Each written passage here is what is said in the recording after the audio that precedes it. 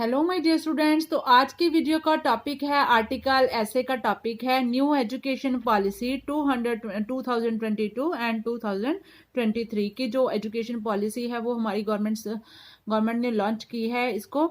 तो उसका complete information है आपको देने की कोशिश करूंगी क्योंकि ये करंट टॉपिक्स भी है और करंट टॉपिक्स में ये चल रहा है।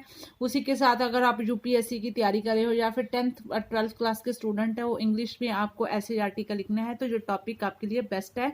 तो चलिए ट्रांसलेशन के साथ शुरू करते हैं। New education policy envisions a system in which schools and higher education institute allow students to pick and choose subjects based on their interest। तो जो न्यू शिक्षा की नीति है हमारी इविजन सिस्टम वो लॉन्च हुई है in which schools and higher education, school या हायर एजुकेशन मतलब कॉलेजेस या इंस्टीट्यूट हैं, अलाउ वो आज्ञा देते हैं स्टूडेंट्स को, विद्यार्थियों को, to pick and choose subject कि वो अपनी मर्जी के अनुसार सब्जेक्ट को चूज करें अपने इंटरेस्ट के अकॉर्डिंग, ऑन देयर इंटरेस्ट, अपनी दिलचस्पी अपने इंटरेस्ट के अकॉर्डिंग उन सब्जेक्ट को चुनाव करें, उनके सब्जेक्ट की वो एग्जाम दें। We are going to discuss new education policy as the cabinet committee of the central government recently approved the NEP। NEP मतलब न्यू एजुकेशन पॉलिसी 2022 और 2023 की जो न्यू एजुकेशन पॉलिसी है वो कैबिनेट कमेटी हमारे देश की केंद्रीय सरकार ने इसको अप्रूव किया है with no major separation between academic streams.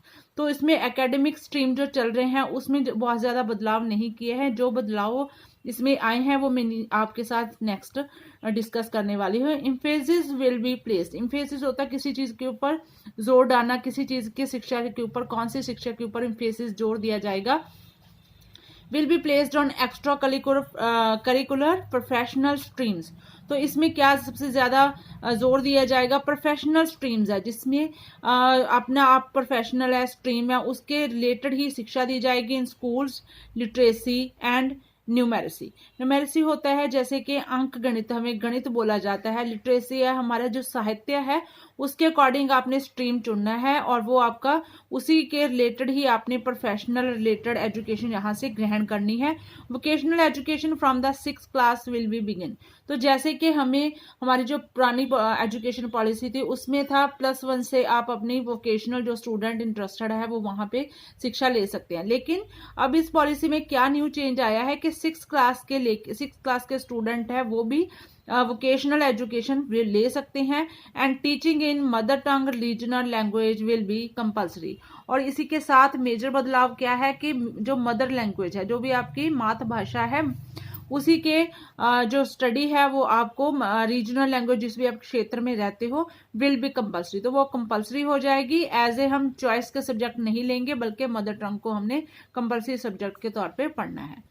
Next है panel of experts led by farmer ISRO chief के Kasturirangan has discussed the issues and change that will happen in the Indian education system from schools to college to employment।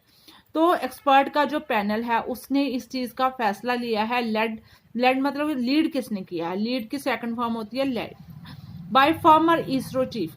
जो इसरो की हमारी इसरो का chief है, मुख्य chief है के कस्तूरी रंगन उनका नाम है, हैज डिस्कस्ड, उन्होंने इस टॉपिक के ऊपर डिस्कशन की है द इश्यूज, जो भी इसके अकॉर्डिंग इशू हैं एंड चेंजेस, कौन कौन से बदलाव आएंगे जो भी हम शिक्षा नीति की बात कर रहे हैं, that will happen in the Indian education system, जो कि हमारे एजुकेशन सिस्टम में हैपन होने वाले हैं, बदलने वाले हैं फ्रॉम स्कूल से कॉलेज से लेके वो सीधा आपको एम्प्लॉयमेंट मिलेंगी। आप जॉब बेस्ड एजुकेशन शुरू से ग्रहण करेंगे और आपको प्रायोरिटी के बेस पे एम्प्लॉयमेंट वहां पे मिलेगी, आप जॉब करने के लायक बन जाओगे।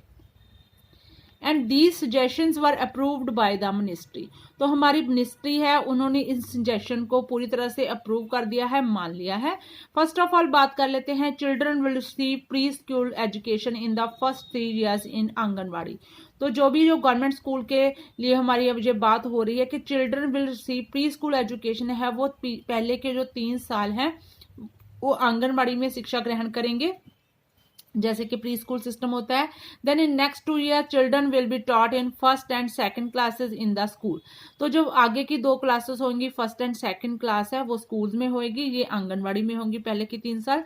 इन new curriculum will be prepared for these 5 years of study. तो इस तरह से जो टोटल 5 साल हो गए, इसके लिए न्यू करिकुलम है, पूरा ढांचा है, विल बी प्रिपेयर्ड, तैयार किया गया है फॉर दिस 5 years, इन 5 सालों के लिए, 5 साल की स्टडी के लिए। The focus will be largely on activity based. जो भी इसका फोकस होगा, सबसे ज्यादा ध्यान केंद्रित कहाँ पे होगा?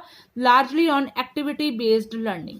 जो भी लर्निंग होगी, जो शिक्षा नीति होगी, तो एक्टिविटी के बेस्ड होगी, प्रैक्टिकली होगी, नॉट के बुक वर्म, जाके किताबी कीड़ों के लिए नहीं है, बल्कि आपको प्रैक्टिकली उस चीज की लर्निंग दी जाएगी, आपको शिक्षा दी जाएगी, आपको प्रिपेयर किया जाएगा। It will cover children between 3 and 8 years old. तो इस तरह से 3 से लेके 8 साल के 3 साल से लेके 8 साल के बच्चों के लिए ये शिक्षा नीति जहां तक कवर करेगी। In this way first 5 years of studies will be completed. इस तरह से 5 साल की जो शिक्षा है वो पूरी हो चुकी होगी स्टूडेंट्स की। Next day, in next stage, classes 3 to 5 will be studied, and during this time, children will be taught science, mathematics, arts, etc. through experiment. तो जो आगे की क्लासें हैं 5 से लेके 6 तक, इन 3 to 5, थर्ड क्लास से लेके 5th तक विल बी स्टडीड, कैसे पढ़ाया जाएगा? एंड ड्यूरिंग दिस टाइम, और इसी टाइम के दौरान चिल्ड्रन विल बी टॉट, बच्चों को क्या पढ़ाया जाएगा? साइंस, मैथमेटिक्स, आर्ट्स एटसेट्रा, जो भी सब्जेक्ट उनके होंगे वो एक्सपेरिमेंट के थ्रू पढ़ाए जाएंगे। जैसे कि लैब मैनुअल होता है हमारे, जहाँ पे लैब होती है +1 के बाद बच्चों को, वोकेशनल की अगर बात करें, एक्सपेरिमेंट करवाए जाते हैं, तो वो यहीं से शुरू हो जाएगी। And next class 6 to 8 will be covered, and during this skill based development courses will be start in 6th grade। तो 6th grade में आते आते जो डेवलपमेंट कोर्सेज हैं वो स्टार्ट कर दिए जाएंगे, या फिर स्किल बेस्ड, जिसके करने से आप पूरी को स्किल आपके अंदर कोई ना कोई डेवलप होगी, जिसके कारण आप अनएम्प्लॉयमेंट नहीं रहेंगे, आपको एम्प्लॉयमेंट होंगे आप, और आपको बेरोजगार नहीं रहना पड़ेगा। The secondary stage from the 9th to 12th class will be studied into 2 phases, and students will be the freedom to choose subject।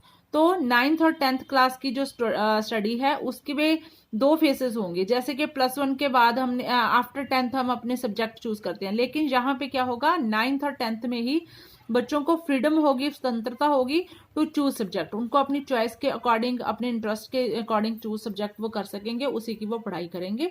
Earlier this system was not in pre school in government. तो इससे पहले, जब से ये शिक्षा नीति लागू की गई है, उससे पहले ये सिस्टम नहीं था। Pre school in government schools there was a general education from 1st grade to 10th, there is no option to subject choose. तो इससे पहले क्या था? 1st से लेकर 10th तक वही एक रूल बना हुआ था, जनरल एजुकेशन थी, और इसमें कोई ऑप्शन नहीं थी कि आप अपने सब्जेक्ट है वो चूज कर सके।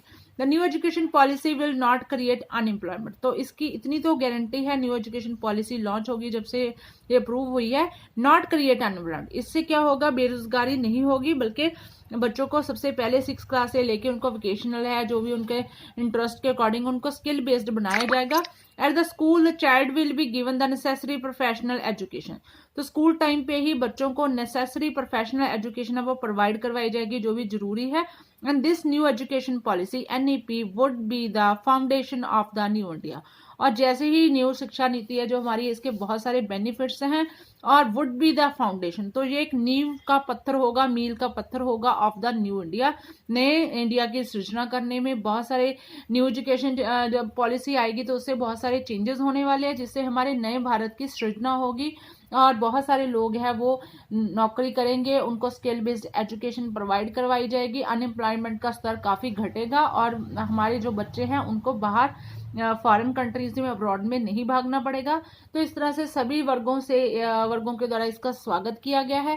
तो आप इस टॉपिक को जरूर अपने UPSC के लिए, अपने 10th क्लास के लिए, 8th क्लास के लिए, 12th क्लास के लिए, आप इंग्लिश में जब ऐसे या आर्टिकल लिखना है तो जरूर इसको प्रिपेयर कीजिए। अगर आपको वीडियो अच्छी लगती है तो प्लीज मेरे चैनल को शेयर एंड सब्सक्राइब कर दीजिए। Till then take care, please share and subscribe my channel education point. Thank you.